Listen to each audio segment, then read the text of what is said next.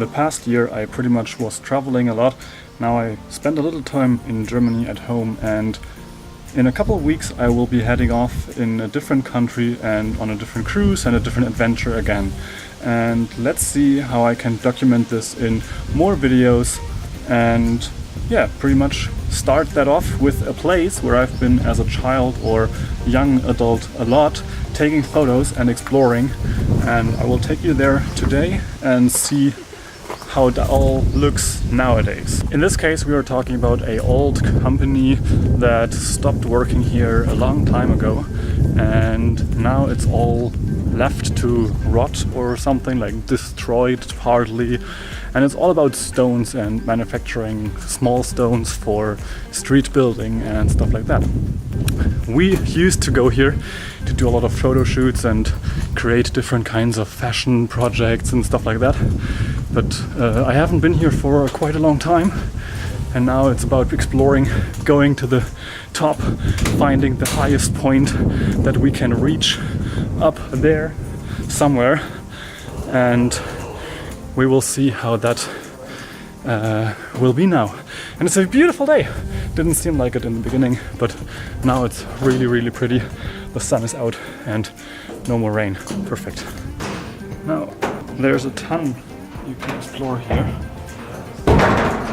and all kinds of places where you can go outside, have a look, see the crazy, beautiful landscape around here. The only downside to this place is that it's really dirty and doesn't really help if you have white clothes. The big question I wonder in this building every single time is, how did all of this work and what did it actually do? How is the process from like getting the stones inside, bringing them all the way up here, and what is changed with the stones?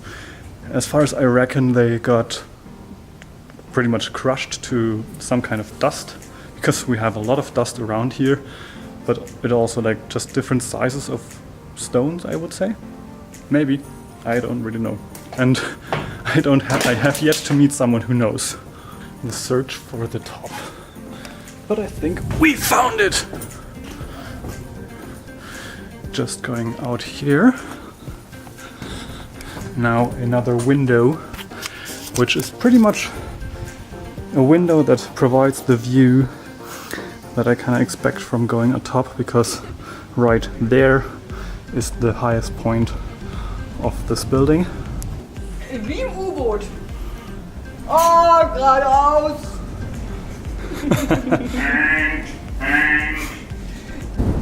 And we made it! And it's super windy! Now we made it to the top. The train is coming, or leaving rather, and we have a lot around, and it's time for some photos. The fun about all of this place is that you can always find a new way somewhere where you haven't been before, some kind of way that leads somewhere else, and you find something new again. Big question is, how do I reach the other side? And here I'm correct. This is where I wanted to go, because that's basically the way to the control room, to explore that. The funny thing about this way though is, it's not really a way. This is just missing pieces and a little more interesting to cross over.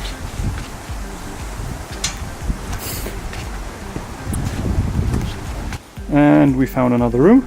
This one, the place where all these stones pretty much go into the system. And I would say this is probably one of the more interesting photo locations we decided to shoot at the time, because there is a way to get inside there, to find a way to this kind of hole in the back, where, whoops, they decided to kind of unscrew the stairs. And I'm super impressed by the A7S again, because it can actually capture it. So we have all of this going in here, then we also have by now somehow stalagmites or stalactites growing inside of this. which also form at the bottom. And I think it's pretty impressive how big those are by now, considering that it's only been a couple of years, maybe 15 years or so, not even, since this has been abandoned. Interesting things about a place like this, especially the control room, is that it changed every time that I've been here. Every time there was something missing. At some point the windows were open, now they're all closed with these wood boards, and now we also have all of these graffitis, which are, I would say, not the best artwork, but there's one that is funny, which is this one. And I just think it looks kind of like a face with the eyes and the text being almost like a mouth.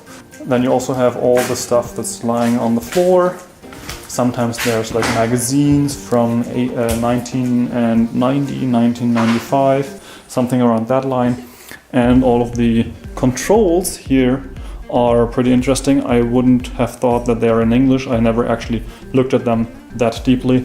But also the whole, like the text that is on there is interesting. There's like protein and triple add, helix, reduce and reinforce. We have the sequencer, income, well, pretty funny one, deciding if we make income or not, but I guess that's something that is a different meaning. And then you have all the output stuff where it's actually going to the exporting and where it's then going to trucks and stuff like that, which are visible from here looking down there. As far as I understand, the whole system is the exporting is there and there. So these two are the places where the stuff gets put once it's finished, and then gets to be exported and driven away in trucks and then by a railroad and used for the Autobahn construction. In itself pretty interesting, because as far as I know, the whole facility pretty much closed down after the construction of the A9 Autobahn in Germany was finished.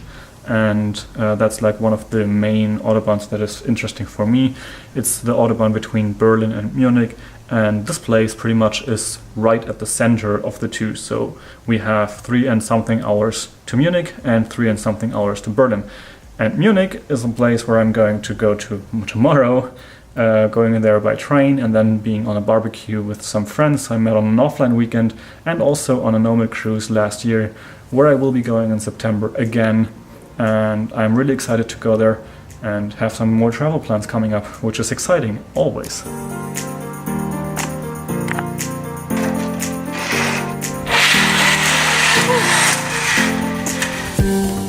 By now we are finished. We did it. We made it all the way to the top. There, explored the whole thing. Now we are off to get some ice cream. Just exploring a little, enjoying the day and the beautiful weather that we have been given today. Super happy.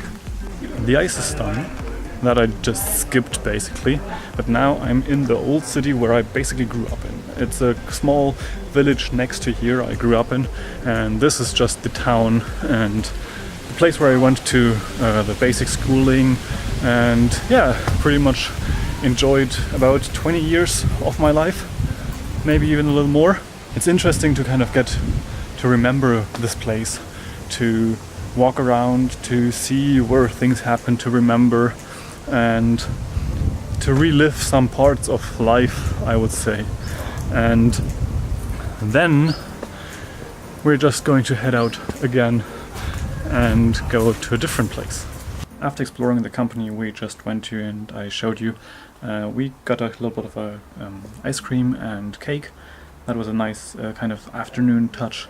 Then I just spent a couple hours on the computer researching some new ideas. And now we just had dinner, a lovely salmon with oranges and oven potatoes. So that was a really nice kind of birthday dinner, I would say.